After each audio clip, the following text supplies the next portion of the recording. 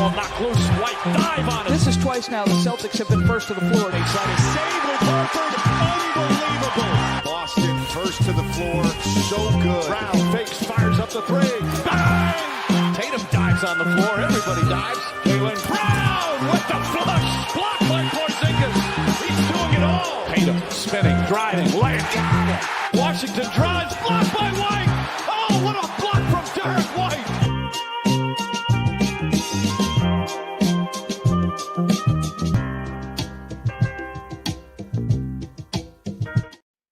Wayne Spooney here, First to the Floor podcast. Celtics with a 113-99 win against the mighty Brooklyn Nets. Joining me is Jake Eisenberg, who is hot spotting in. We've got some internet technical difficulties on both our ends, so we're a little late. How's it going, Jake? Yeah, good. Yeah, just the fuse blew, and usually it goes back up, and I flick it up, back down, flick it up, back down. So we're do it live and see how we go.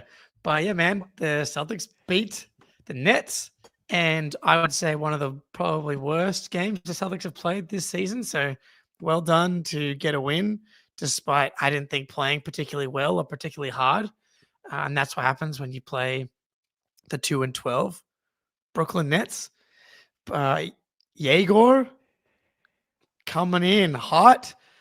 He was shooting and what couple wide open ones, but the Celtics are now 2 games out of the 2 seed. Spoony. Yeah, man.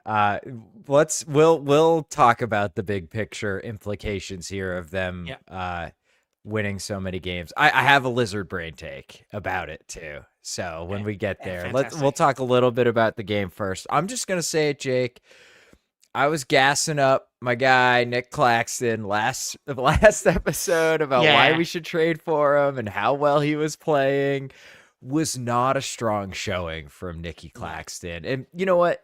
Doing him no favors, this Brooklyn Nets team. Like, their whole offense is like delay, which is like the big at the top with the ball, and then 2 guys spaced out on either wing and then the corners, and then you just run stuff out of that. They're basically asking Nick Claxton to be their point guard. And that's insane and a crazy misuse of him. And like, to his credit, he's like looked okay doing that this year. Did not look very good doing that this game. So tough one for my guy Clax. Yeah, 1 for 9 from the field. Suboptimal when you're a 7-footer. That's what happens when you come into the Nemi Queta torture chamber these days, which is like a joke, but not a joke at this point. But not really. Yeah. Straight up protecting the rim at a really high level is Nemi's Queta. Was this the most animated you've seen Queta before? Like, he was chirping, talking shit. Like, when Jaylen hit that big 3. Derrick White hit the corner 3 after the 4 offensive rebound possession. Yeah. And Queta just like turns, flex, goes, that's what you get. And it's like, okay. Nemi, take it down the Nets. Because him and Clax were going at it from the jump. Like, Queta kind of put his arm. You know what? Like, there's a foul. Queta kind of pulled him a little bit, and there's a bit of. And Claxton does like to get into it a little bit. So I enjoyed that. But Nemi won the matchup. Obviously, he has some better reinforcements than what Nick Claxton. It's like, it reminds me of the Simpsons episode where they go down to Australia for some reason. And it's like bringing a spoon to a knife fight. It's like, have you ever played Knifey Spoony before? Yeah. What are you trying to say, buddy? Yeah. Hold on. Wait a second. And so, good job from Nemi. Again, another strong performance. Got into a bit of foul trouble. Had a really bad foul on like a 2-on-1. So, which is why we saw a little bit of Xavier Tillman, who... Ooh. The good vibes are gone from the preseason, and he's just toast. I don't even know if he's physically toast, but he's just not good anymore, which is pretty sad. Yeah, man. I tweeted out a clip because I watched some of this game today instead of last night, and like, he catches in the short roll, and Minott's crashing from the corner. It should have been one dribble, draw the rim protector to you, and then toss a lob for Minott. He doesn't even look at the rim. He just immediately catches, turns around, and moves the ball like the hot potato style. And it's like, dude, you are only viable offensively if you can pass. That's the only thing you can really give us as a big man. And if he's not even going to like try to pass the ball and like draw defenders towards him, he has zero role on the offensive end. So that was a brutal couple minutes from Tillman. And it's too bad, but yeah, you're right, dude. Like he looked okay and it's just like completely gone. But yeah, Nimi, talk your shit, buddy. Our defense is 22.1 points per 100 better when he is on the court. 22, which is insane. And like Claxton had that one possession where he like was like drove into Nimi, like dropped his shoulder into him, tried a hook shot, missed it, got his own rebound, and you could tell he was like trying to get jacked up, missed it again, and then we ended up getting the rebound, and Nimi was giving him some shit. So that was a lot of fun, that matchup. And yeah, Queta, look, the stat line isn't crazy for Queta, but I think like given that Claxton made one shot, like I think it's pretty clear he won it. That's the stat, I guess, right? Is the 1 for 9 for Claxton as opposed to Queta's own box score. It was the impact on Claxton's box score. Still, the 7 boards, 3 blocks, a lot of fouls, but yeah, he's playing really well, man. Shout out to the Celtics. I'm shocked. Stuff. Yeah. Hand up. And Rui in the chat, like, thankfully, Rui still listening to the show despite us being hard on his boy from Portugal. But we call it how we see it, and we're giving Queta all of his deserved flowers for developing the way that he has, even without Jason Tatum. And I'm excited to see what he's able to do with Tatum. And I keep working on that touch. 3 for 5. We like to see that. Jaylen Brown made some threes, which is nice because that has been something that we've struggled to see as of late. And just don't look at the last column before we get to fouls there with the 8 turnovers. That's brutal. It was a sloppy game from the Celtics, and obviously 8 from Jaylen is the biggest culprit when it comes to the 19 total team turnovers. But Derrick had 4, Pritchard had 3. Like those are outliers for both Derrick and Pritchard. Simons with 3. I know that his turnover and overall numbers have been down, but the dude still can't dribble the ball. Yeah. I mean, straight up. It's crazy. Yeah. It's insane for a dude. Yeah. Simon's assist to turnover ratio, it's like just about 2-1. But it feels like worse. That's because it feels worse. He's just not really trying anything. Like he had that one really nice spin move where he like spun middle and then threw a really nice corner kick. But other than that, like he just kind of gets bottled up and he was like, oh, well, this possession's over for me and I'm going to kick it away and go stand in the corner. So, which is fine. And like his role on this team is such that he's out there with other ball handlers. So I don't want Simons forcing it. He's just like, we've talked about it. I don't want to like kill the guy, but he's just not what I expected and in not a great way. I just thought he was going to be so much more dynamic getting downhill. Because I remember over the summer we were talking about who was better, Pritchard and Simons, and people came back and were like, Simons can generate. He's not super efficient from 2, but he generates a lot more 2s than Pritchard. And like, that's valuable, which I'll buy that argument. But now that I see them on the same team, it's just because Pritchard never had to generate those shots. Now that he has to, he's like way better at them than Simons, and it's not close. Yeah. So I'm writing this Simons playing time article, and it feels mean what I'm writing, which I guess it is technically, but I guess that's what the $25 million per year is for. And that's the job essentially. So like the turnover stuff that you just mentioned, not really contributing with the playmaking. The rim pressure is non-existent, as you said. It's down to the 9th percentile in frequency and 14th percentile in accuracy. So he can't get there or make them.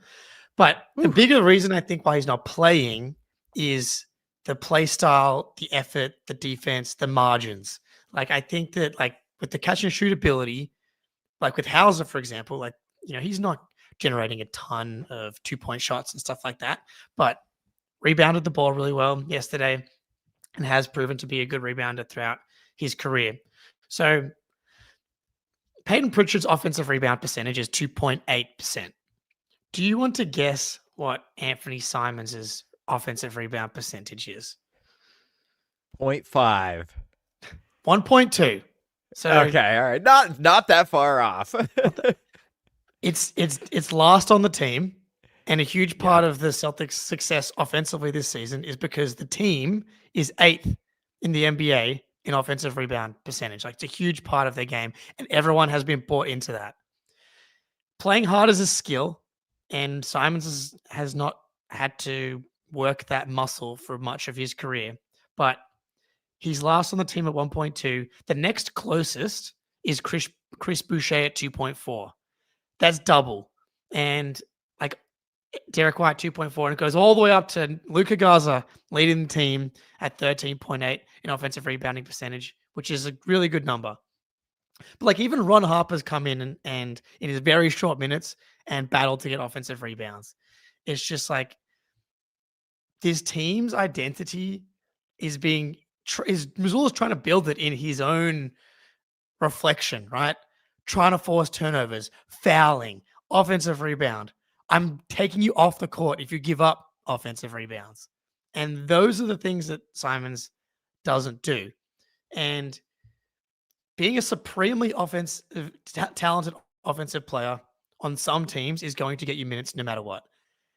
The difference is on this team, the Boston Celtics in this era, the Jaylen Brown and Jason Tatum era, those dudes are elite offensive players and do everything. That's like built into the culture and the fabric of this team now. Yeah. And it would feel unfair to the rest of the guys trying to get minutes if you have two sets of rules. The everybody else rules, where you get subbed off if you give up an offensive rebound, and then the Anthony Simons rules, because he's really good at shooting. And we've covered how like it's purely just catch and shooting at this point. So I can't really see an argument for why he's playing. And by the way, he is 4th on the team in minutes per game. So he's still playing. He's getting his opportunity. That's the thing. Yeah. It's recently he has not been playing, and I think you make a bunch of great points as to why that's not the case. But he played 26 minutes last night. Like, that's a lot. I mean, how much do we expect him to play? 33? Like, that to me is a crazy high amount. I don't think he's really earned that much. Outside of like Derrick, Pritchard, and Jaylen, nobody on this team should be up that high. If Queta could, I'd say let's do it, but I don't think he can stay out of foul trouble enough. But to your point on the culture, I think the series in the finals is like the perfect illustration of that, right? Jaylen Brown says, I'm guarding Luka Doncic. I am going to hound this dude 94 feet every single possession, not give him an inch, be super physical. He didn't want the easy job. He didn't want to like sit on, Derrick Jones Jr. in the corner and just kind of like be able to rest for offense. And then Tatum is guarding Daniel Gafford, the center, right? And that is your two superstars. Like, give us both the most difficult thing on the defensive end, and we're also going to rebound our asses off too.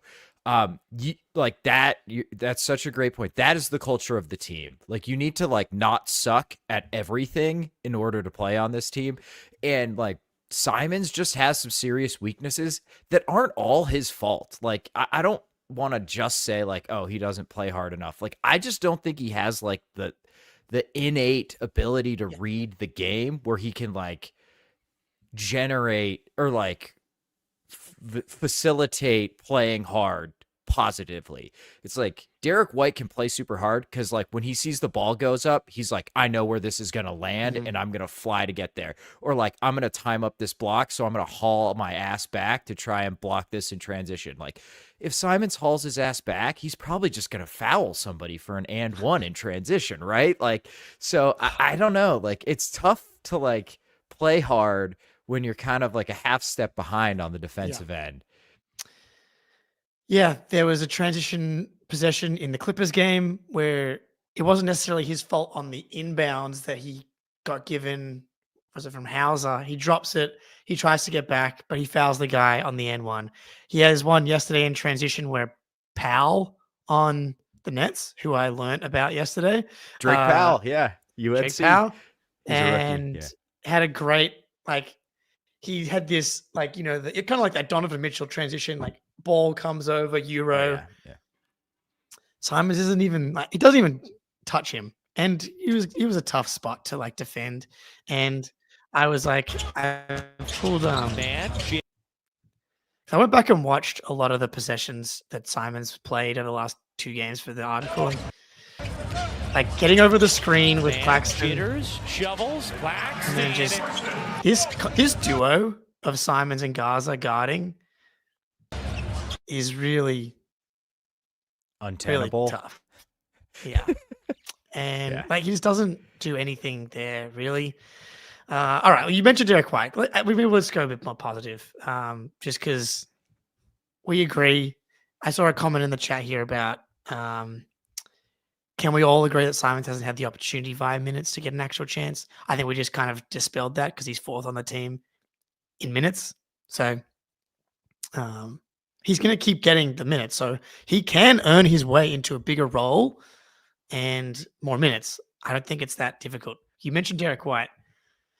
There were discussions about maybe his defense was going to slip up, and he's awesome. Yeah. He's playing like prime Ed Reed out there. And I uploaded a Patreon last night, a little bit about the Nets game. Talked about like some player evaluation, like big thoughts, and then how Mac in the Discord owes me $500 for officially being eliminated. You're welcome. I put him to sleep. Thank you. And is now claiming that he was never going to collect the money and was just bragging rights. Very convenient now that you've been the one that's eliminated. But if you want to catch that, subscribe to the Patreon. But Derrick White, again, what did he have? 4 stocks last night, 2 steals, 2 blocks. Mm-hmm. It's like he's seeing all of the Luka Garza and Anthony Simons, and he's turning into Kristaps Porzingis. And he's like, I know they're not getting to this. I'm getting back, and I'm doing it. And he's never going to be like the Drew Holiday, Marcus Smart. I can guard every position and stay in front of guys. But the defensive playmaking, I think, is as good as ever, and he looks awesome on that end to me. Yeah, I felt like for whatever reason at the beginning of the season he was getting cooked on straight line drives. That's completely gone. I mean, he's just been absurdly good on the defensive end. I'll say like his ability to slither around screens and cover for other guys, and Derrick White is the best guard at contesting with verticality. It's awesome. Like he's so good. Like it sucks to just raise your hand straight in the air and jump and take all that contact to your stomach. Like that is not fun. And if you bend when you get hit, you're going to like drop your hands and commit a foul. So you have to be really strong in the core, and you just got to kind of be a badass to be like, I'm just going to take this contact. I'm not going to flinch at all. I'm going to keep my hands straight up in the air and contest. And he is so good at it. Unreal. It's crazy. And it's like he's contesting like Claxton, like 7-footers, and impacting their shot. I think I saw something like his defensive field goal percentage around the rim is like 40% or something so like ridiculous. That. Yeah, like it's absurd. Like, you know, that number should be like 65 for people, and it's 40. It might even be lower. And again, I checked that number the other day, so I could be misremembering, but it is ridiculously low, especially for a guard. And I could check it really quick here, but he's just been awesome, and we need him to be. And I think to the point is like his impact stats, his on-off differential, all that stuff is still saying he's playing at a massively, massively positive level, despite the fact that he still is kind of having some trouble making shots. Huge. And not necessarily threes. He's missing some twos too. He's just not been efficient, and that's okay because the second Tatum comes back, he's going to be efficient again, and he's still doing all the amazing Derrick Whitey stuff that we know and love from him. Yeah, Jason Tatum and Derrick White this season are teaching us that individual scoring efficiency is overrated. Like when you just do as much as those guys do on the court, Like 5 rebounds, 4 assists, 2 steals, 2 blocks. All the numbers you just mentioned, like we're clearly better with Derrick White on the court because of everything that he does, whether it's just like very simple head-to-head passes, just connective passes, being in the right spot, covering for Luka Garza and Aaron Anthony Simons. Just a really awesome basketball player. And I know I said I would trade him for Ivica Zubac, and I just regret it a lot because I don't want to ever see Derrick White off the team. He's just fantastic, and I love the way that he plays. And he's like he had one late where it was close and he fouled, and he gets in this like rim protection zone where and the bench gets into it. He's contesting everything, and he's just like, oh, that was close. He's like, no, that one was a foul. That one was a foul. And it's just like, dude, this guy is a no-fly zone at 6'4". It's super awesome. It's incredible. Yeah, I need to correct the record here. I apologize. His defensive field goal percentage within 6 feet is 54%. Okay. Which is still insane for a guard. Insane. It's 7% worse than expected field goal percentage around there. So it's a crazy good number for a guard. I can't remember. His frequency is 39%, which is ridiculous. He's contesting 5. Yeah, he's contesting 5 shots at the rim a game for a guard. That is nuts, dude. Nuts. So, that's, I mean, Queta contests also 5 shots at the rim a game. So he's actually contesting the same amount of shots at the rim as our center. So it's the volume and the fact that he's almost as effective deterring makes as Neemias Queta, our center, who's having a great defensive year. So like this, I'm not hating on Queta. I'm just saying that's how amazing Derrick White has been. Yeah, that's an additional compliment to Derrick White, not a slight at Queta. It's so awesome. Your boy Josh Minott. Yeah, he's back. Little bit of concern, I think, coming into tonight, like fading rotation wise. I haven't felt him in the same way. I thought like the first 2 possessions, I was like, oh, maybe this is why he's not playing. He kind of got cooked on I don't want to say if it's a pick and roll or it was a straight line drive, but I think like from that moment, I wrote in my notes, quarter 1, Minott struggling, and then after that, awesome. Obviously, the 3 threes are nice, but I thought defensively he was really good after that moment, and that's everything when it comes to that wing trio. And so it was good to see him because Walsh got into foul trouble, and so it was like, well, Minott's up. I don't know if Ugo is being benched or if that is kind of resting him with that ankle thing. I know he's not on the injury report. I don't know, but it was just good to see Minott having a solid performance after his just insane start. That's probably maybe he's not going to reach those levels every time that he's out there, and that's going to be the life of these guys. They're going to ebb and flow a little bit, but yeah, Minott back at it. He's back, man. I thought the trigger from 3 looked like, I just liked how quick it was and how he didn't hesitate at all. And I thought the jumper looked pretty smooth, really confident with it. But yeah, like I agree with you. Like when he first came in those first couple of possessions, I was like, oh man, is this guy just like not an NBA player? Did he trick us by playing hard for like 2 weeks and now everybody's figured him out? But then I thought like he really dialed it in defensively. Like he had this one contest here. Like MPJ is gonna come off this handoff, and Minott looks like he's nowhere near it. Like look where he is when MPJ is getting this handoff. And then look at this contest. He's like in his pocket, dude. I don't really understand how he totally got there. But like it's part of the length. He's just got like the ability to move at that size for defensively, and it just really bothers guys with that length because MPJ shoots over everybody, and like his shot was truly impacted by that contest from Minott. So I thought he was flying around. I thought he was everywhere. He didn't get credited with a block or steal, but I thought he was bothering guys. And, you know, I thought we were pretty disruptive defensively, especially in the sort of third and fourth quarters. And I thought Minott had a lot to do with that. Like, the offense is what it is. Like, if his threes go in, if he can shoot like 35%, we'll be happy. He'll be just fine. He'll be a That'd be solid bench amazing. guy. Yeah. I'm not confident that's going to be the case, but has he stolen Walsh's job? Are we worried about that? Well, I guess we'll see. I don't think so, but I have no idea. I think Joe's kind of rotating through here. Baylor seems to be getting the Ugo minutes right now. And honestly, playing pretty well when he's out there, honestly. I think it's been a good Baylor season so far. And like man, he had that one possession where he defended so well and then just moved forward and fouled him. It was such a bummer because I thought that was really nice. But yeah, he's shooting. I think I saw before. I was looking at the catch and shoot numbers just before. I think he's shooting over 40% on catch and shoots for the season. Obviously, the volume is super low, but he can only shoot the shots that he's getting this season. And so he has been knocking down the threes, the clean looks that he's been getting. We didn't even mention Pritchard because it's just like ho-hum for him. 22, 10 boards. Like, dude, like going back to the Simon thing, like he's 6'1". 10 boards, it's 2 crazy. of them offensive, 5 assists. He had the 3 turnovers, was out of characteristic for him. 5 for 12 from 3, missed a couple inside. But still, and got to the line a little bit as well. 5 for 5 from the free throw line. 22, 10, and 5. Led the team in minutes. He's just a dog, man. I love watching him play.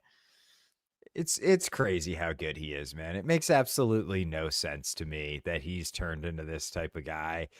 But yeah, like just a classic. Like, now that he's found the shot a little bit, and I know like 5 of 12 last night, I feel like he was already playing well and already playing hard, but it feels like that extra boost of confidence of like, okay, like my shot's back. Now I truly am who I am, and like you can't go under. Not only can you not go under, you have to basically he was getting trapped multiple times last night on the pick and roll. Like, he comes off the screen and you just have to trap him, because if you don't, he's just going to pull up and bury it, or he's going to snake it and get downhill. And like, now he's so good at finishing at the rim or getting to his mid-range or passing that like the big is just dead if he's in drop and like doesn't play it really, really well. So he's awesome. Like, I think the defense has probably slipped a little bit this year, but that's to be expected considering he's got such a massive role on the team now. Yeah, I love it. That's probably good on this game. Yeah, we should run prize picks. On prize picks. If you've got it ready. Yeah. I've got I need some advice on my fantasy team after the ad read, which rolls in quite nicely. So prize picks time, baby. And big game. Look, NBA is back. Talked about Pritchard. Go more on them all when it comes to Pritchard. And on prize picks, you can stack guys as well. So if you really like someone, you can put them into the same lineup. But the Patriots play the Bengals this week. And today, Joe Burrow, a full participant in practice out of nowhere. He was supposed to be targeting the following week at Thanksgiving, but I think he's going to play now. So that's added a ton of juice to the matchup. Big for the MVP narrative for Drake May. If he can get a shootout against Joe Burrow in his return in Cincinnati. But like, the Bengals have had historically bad defense. So we're going to be loading up. I don't care if Ramondre's back. We're going more on everything. Yards for Drake. Completions for Drake. Travion, Ramondre, Booty, full participant. Just lock them all in for more. Prize picks. Just fun to add a little bit of spice to your afternoon. Download the app today. Use code CLNS to get $50 instantly after you play your first $5 lineup. Download the app today. Use code CLNS to get $50 instantly after you play your first $5 lineup. It's good to be right. So, quick tangent. Sure. In my fantasy league we've been doing for years, last place is 24 hours in McDonald's. And my team is so good. 9-2, just clinched a playoff berth. Gibbs, McCaffrey, Drake London, Igbuka, Nico Collins, Drake London, Patty Mahomes. But now I've got some big offers on the table. People are sending me picks for my players to keep themselves safe from the punishment. do I sell McCaffrey, for example, for like high level picks in order to start a long term thing? Or am I kind of being a coward and by punting away I've got easily the best team and my chance, and I've never won this league either. At least, yeah, never won this league. I think you got to go for the win. Yeah. I think you do. I really do. I mean, McCaffrey, like a high first for McCaffrey, it's tough to say no to because one, he's an injury risk and he's kind of on the wrong side. Like if he's not 30, he's very close to 30. Yeah. So like that is the one guy I would consider. Gibbs, like there's not enough in this world to get me to trade Jameer Gibbs. So Jameer, I know. I knew Jamar was wrong, and I was like, yeah, same thing. Yeah, I was thinking Jamar Chase, the guy who spit on somebody or whatever that was. So Gibbs, like, no. But McCaffrey, I think you really got to think about it. But I think you got to go for the win, dude. I think so as well. I think, you gotta go for it. Yeah. And my friends are mad at me because I like last night I was in, and then they slept on it. If they had given me the trades last night, I would have accepted. I woke up this morning, I was like, it doesn't feel right. So yeah, I think I'm gonna have to go for the win. All right. Speaking of not feeling right. Yeah. Are the dreams of the tank over already? 15 games into the season here. The Celtics are 2 games out of the 2 seed. They have the 3rd best net rating in the Eastern Conference. The Cavs are Knicks, embarrassing. And just bring back Jason Tatum at 70%, and we're going to the Eastern Conference Finals again. Like, it starts to feel that way a little bit. Okay. All right. So, can we be in the trust tree for a minute? This is the trust tree. Everybody, Jake, listeners, I don't really feel this way, but I just have this is a lizard brain take. I just can't get this feeling out of my head of like, it just, part of me is like, it feels kind of like a mistake to win this much. Like, it just really feels like, man, are we going to be sitting here next year and like the 7th pick in the draft looks fucking awesome because this is a crazy draft, and we're like, man, we really should have been a little bit worse last year. I don't know. Like, again, like, I don't know if I feel that way. Look, the objective is deep playoff runs, and like if Tatum comes back and this team can make a deep playoff run, like, who cares? All of that's out the window. Again, trust tree. It just, part of me feels that way. Yeah, look, we're going to be at in July and be watching Koa Pete. I'm getting familiarized with the draft a little bit. He's just going nuts, this power forward, right? From Arizona. Yeah. And we're like, cool, it'd be pretty cool if this monster was on our team for the next 10 years. Yeah, maybe. I can definitely see it. The problem is, who are we catching? Pacers, no. Wizards, no. Nets, no. Pelicans, no. Kings, no. Mavs, no. That's already 6. Like, locks. No chance in hell we're catching them. And then we're probably not also catching the Grizz, the Jazz, the Hornets. So that takes us to 9. And so absolute best case, we end up with the 10th best odds, which is like a 14% chance at a top 4 pick, which is still enticing. Yeah. But it's hard to kind of envision. But at the same time, right now it feels like we're going to just be healthy. And if we get 70 plus games of Pritchard, Jalen, and Derrick, then this is not going to happen. And I don't want them to get injured, obviously. So it's like, it's hard to, I don't know, it's hard to pass. But then, like, Jaylen Brown's carrying this insane load. And Giannis was carrying, like, there were 2 guys ahead of Jalen in usage, and it was Giannis and Luka. Luka's already missed time, and now Giannis is out for a couple of weeks. It's like, I'm not sure he can physically do it. I don't know. It's the health thing is impossible to project. It's probably better for us to talk about which metrics, how are they performing?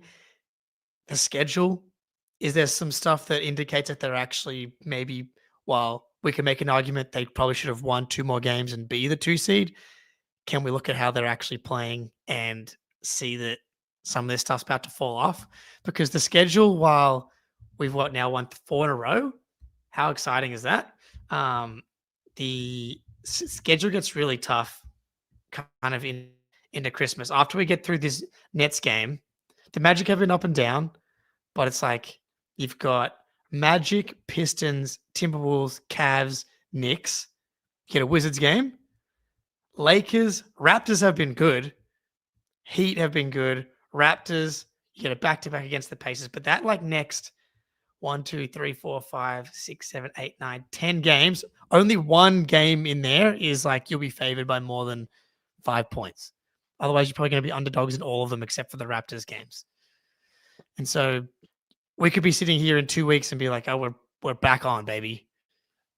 Yeah, I'm kind of at the point too where the way in which they're winning is somewhat off the shoulders of guys like Walsh and Minott and definitely Queta, who looks like borderline might be a reasonable starting center at some point. That is very important too, that those guys turn themselves into legitimate rotation pieces. So that said, you're right, though. It also is a lot of Jaylen Brown, Derrick White, and Payton Pritchard. So, but I do think if Minott, Walsh, Shireman, and Queta were just unplayable, we would be considerably worse than we are right now. And I think that was kind of objective number one going into the season, to see what you have with some of these younger guys. And I think we're seeing it. I think the returns have been pretty damn good. So that alone makes me feel good about not tanking. But big picture wise, if I think you look at those teams, we can beat the Magic. The Pistons we will probably lose to because they're the best team in the East pretty easily right now, which is insane. Queta's so good. He's unstoppable at this point. Oh, they said Queta? Cade. No, yeah. Well, both. Yeah. Yeah. Both first team all NBAers, clearly. Yeah.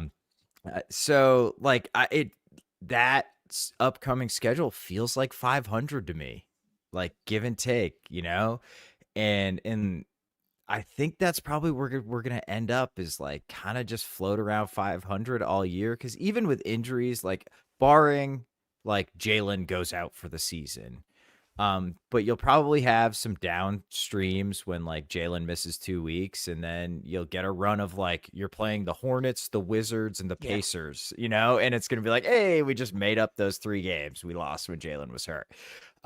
So the bottom of the East is just so bad. We're going to stack some wins. And then I do think we're good enough to beat the Hawks and the Cavs, who we already beat. The Raptors, I know they're playing well. Zero respect for them. It feels all kind of smoke and mirror. Yeah, it's all smoke and mirrors. We'll lose to the Heat because it's the Heat, right?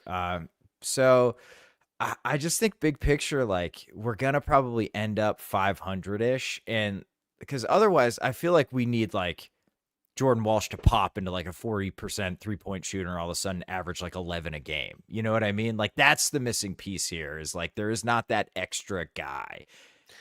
Yeah. And a part of why people projected, I had 39 wins. I know there was a wide range, but part of that, the reasoning was you were going to be heavily relying on Queta and some of these young wings, whether it was Minott or Baylor or Walsh.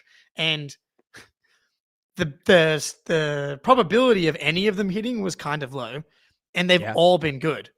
And so that kind of comes back to the broader thing. It's that was the win-win scenario that was laid out this season. And Greeny, I tweeted something similar to this effect, that he was well, that's why you're just on both sides. Team tank is good. Team win is also good. And it's the meme from It's Always Sunny in Philadelphia. It's I'm playing both sides, so I always come out on top. Genius. So I guess that's just the best way to approach it, because the more they win off the backs of these guys, the less you are requiring this type of talent. But if we end up at the 8 seed, then I think that back to what you said, it's well, shit, man.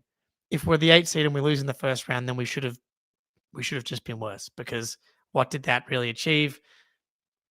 Anyway, let's look at the actual basketball. The offense. I kind of talked about this. I looked at it as, again, according to Cleaning the Glass, we are dead last in location effective field goal percentage. Like, what field goal? Like, if you shot league average from everywhere on the court based on how often you're shooting them, how efficient is your shot profile?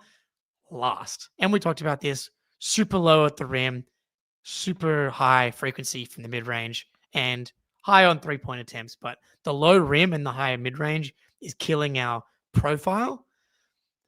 But the rim stuff has never been a huge thing for us. We're literally dead last in rim attempts. So that can't get worse. So that's one good thing, right? Like, that can only get better, technically. And the 3-point accuracy could get. Sorry, go ahead.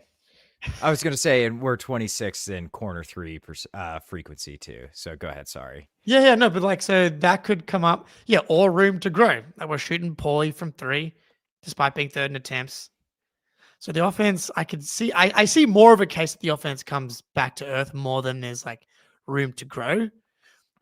But I could see it actually staying, like, if you start shooting worse from the mid range, but you actually pop a little bit with Hauser shooting better and Derrick White shooting better, I could see it maybe evening out to an extent.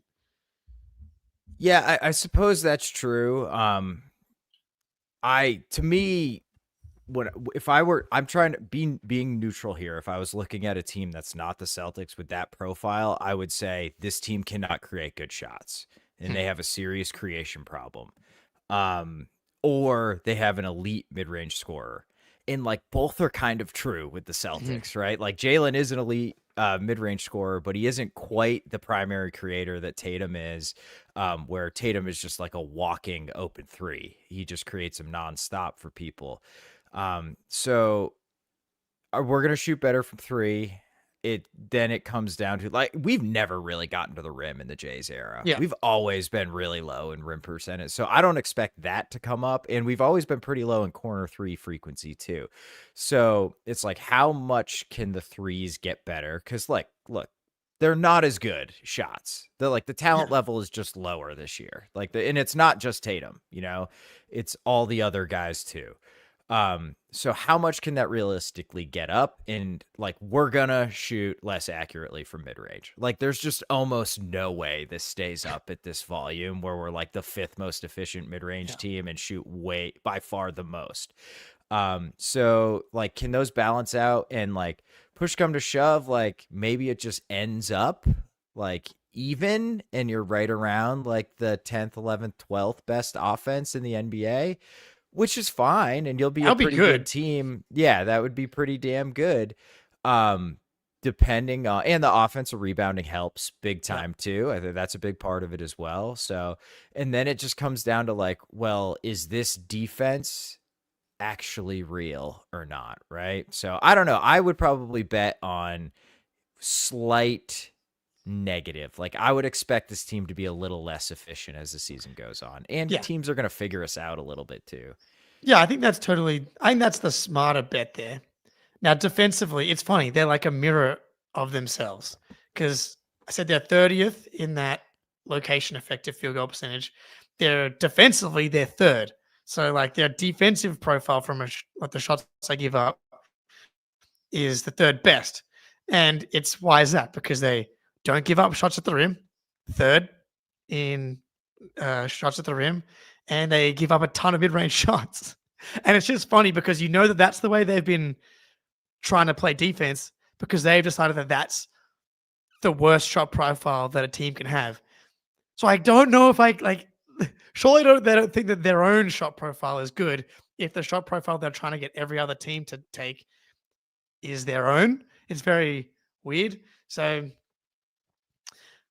I don't know. The defense, I think, is far more serious. But then I went and watched all of the Luka Garza and Anthony Simons possessions, and I was like, at some point, maybe that comes home to roost, but maybe you just play Simons less, and then you don't have that problem. That's a fair argument.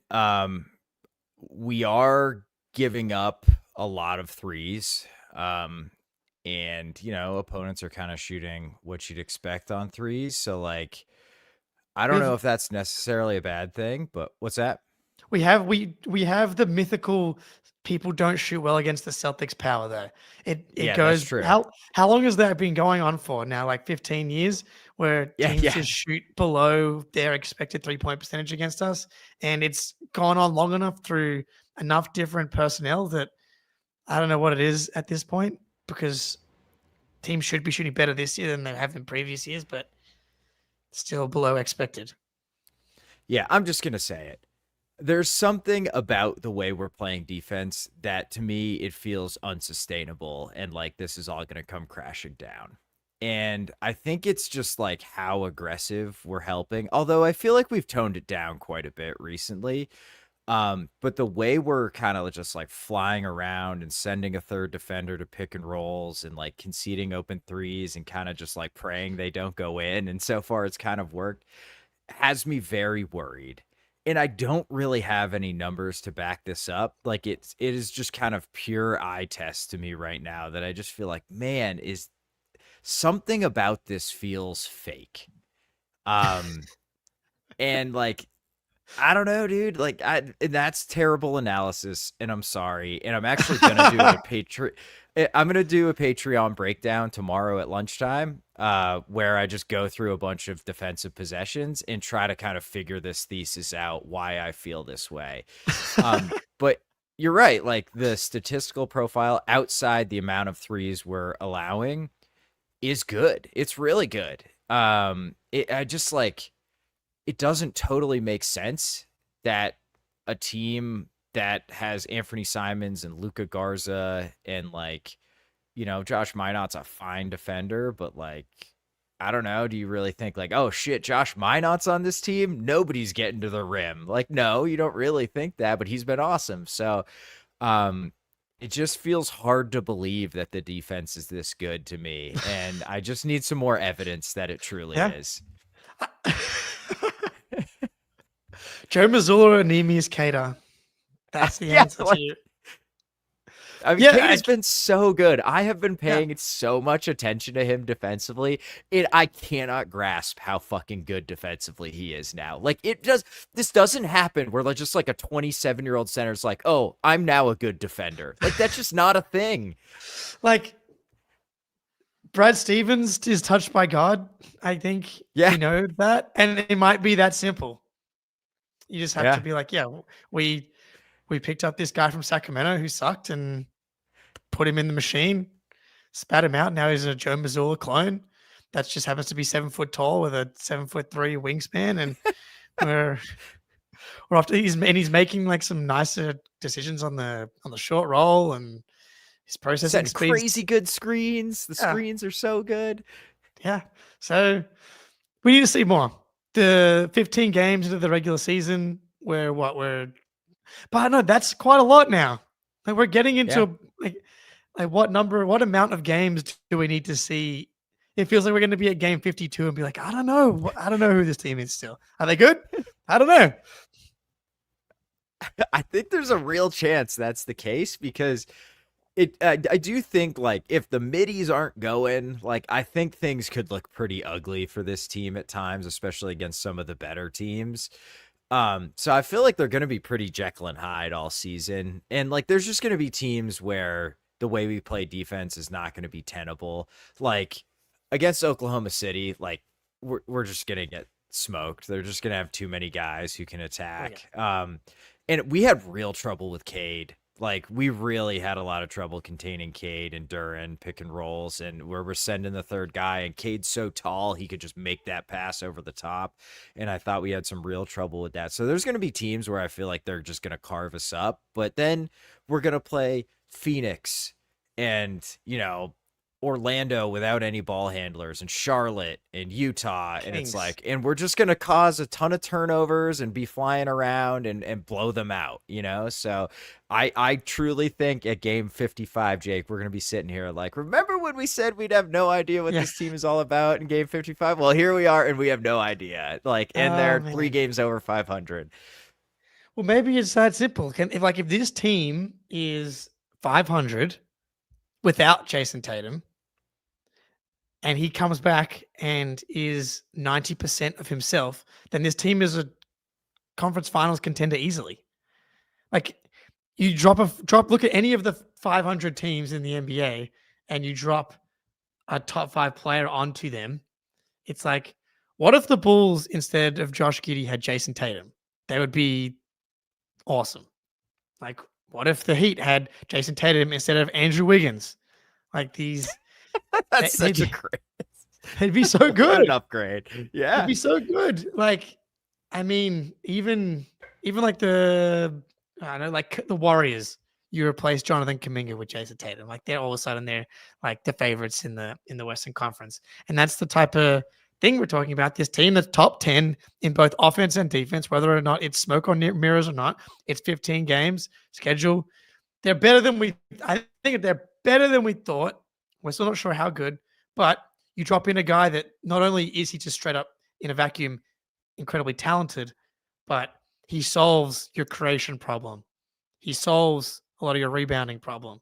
You don't have to. Anthony Simons never has to play again if Jason Tatum's on his team. Luka Garza has to play less if Jason Tatum is on this team. That would be the problem, I think, in the actual playoffs. Is like, Simons, you don't really have to play, but Garza, someone needs to play the backup big role. Or maybe it's the Tatum, Minott, Walsh. It's just like the 6'7" boys, 6'9" boys. Yeah, I would love to see what that looks like. Although Tatum at the 5 historically has not been very good, unfortunately, even though we've all wanted to see it. But I suspect if we're like 6, didn't have Minott before. Didn't have Minott. That's true. Yeah, we didn't have the long boy before. I suspect if we're like, 6th or 7th or 8th in net rating and like 7 games above 500, Brad will trade for a center. Like, maybe not a starting caliber guy, but a non-Luka Garza center that he thinks can give us some 10 minutes in the playoffs. And I don't know who that guy is, but I just think if we're that good and it's like Tatum's going to be back in a month, I think he'll go out and get somebody. Yeah. God, what an interesting time for the Celtics. Dude, it's really interesting, and it's complicated for my own emotions to deal with. But I'm enjoying watching. Like, not for nothing, they're playing a lot of fun basketball, which I'm enjoying. So, thank you to them. And we got another big matchup coming up next against the Brooklyn Nets. So, we'll see you then. I hope we win, but I hope Clax plays a little better, so I look less stupid. But yeah, anyway, again, I'm going to do a breakdown tomorrow, lunchtime, East Coast time, so noon. Come check that out on the Patreon. So subscribe to the Patreon. We had a little down. Jake's got a new job. I was sick as hell. Ben was really busy with work. So we had like a 2-week stretch where we weren't getting a lot up there. We were going to make that up to you. Jake has already started. Like he said, he posted a video. You got anything else to plug, Jake? No, I think I'm going to do a bit of an Australian basketball players wrap up over the next week. Just like Josh Giddey, Dyson Daniels, get to see how everyone's been doing. Which Jock Landale playing way more than I thought he would for the Grizzlies. But yeah, you got to check out Dash Daniels. I think he's in this draft. He is. Yeah, well, he played in the Pelicans exhibition stuff when they came down. Yeah, okay. Yeah, he was pretty good. Nice. Maybe Jock Landale's the guy we're trading for. That would be perfect. That's like the exact level of guy I think we could use. Or one of the Phoenix guys, like Nick Richards or Jay Huff or whatever. Jay Huff, yeah, that's a good one. I haven't watched a single Pacers game yet. That's too depressing. Me either. I hear that he's not. I think I read he's like 80% of Miles Turner for 5% of the price. It appears that he's so far. He has not got Tyrese Halliburton out there as well. So to say, I Francis, what think I'm doing a tour guiding, teaching assisting, and if you're on the Patreon, I got punched in the nuts by a 6-year-old yesterday. I had to send them to the principal's office. So good times. Yeah, I know what that's like, except my kid's 4, so that's the only word you need to replace.